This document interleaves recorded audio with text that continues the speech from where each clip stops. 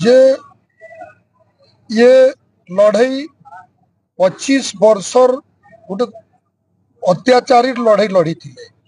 जेन 25 वर्ष लोक जेन प्रकार स्थिति रे भोगु थिले तार सामना कले आउ जेन संख्या रे आज भोट देइकरी जितैकरी मते आनले मते तो लगुचे से माने निजे जीतिक रहे।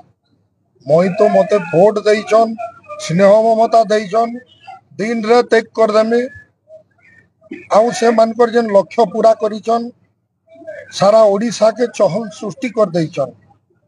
5 वर्षर 5 स्तर मुख्यमंत्री तार संगे संगे तांकू हराले एंता 1000-2000 भोट रे नहीं 16,000 प्लस भोट रे हराले।